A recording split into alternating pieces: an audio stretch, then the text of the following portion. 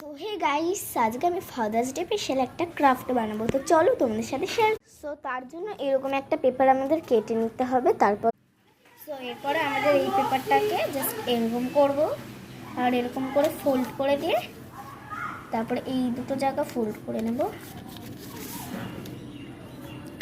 তারপরে এই পুরো পোর্শনটাকে আমাদের ব্ল্যাক কালার করে নিতে হবে। তো চলো তাড়াতাড়ি করে নিই। সো এই যে এটা আমরা কালো কালার করে নিয়েছি। তো এবার এইখানটা আমাদের একটা টাই শেপের মতো কেটে নিতে হবে। তো চলো কেটে। সো গাইস, আমার এই যে পিসটাটা আমাদের এটাকে এ শেপে আমি কাট করে নিয়েছি, সেটা দেখাইনি। তো এবার এতে আমরা ফাদার্স ডে স্পেশাল কিছু একটা লিখবো। তো চলো লিখি। সো গাইস, এই যে আমার এটা লিখেছি। তো আমি তো এইটুকুই লিখেছি, তোমরা আরও বড় লিখতে পারো। তো এইবার হচ্ছে আমাদের এইখানে এইটাকে রেখে দিতে হবে। সো এইবার হচ্ছে এই টাইটা যে আমরা বানিয়েছিলাম সেটাকে আমাদের রাখতে হবে এইখানে।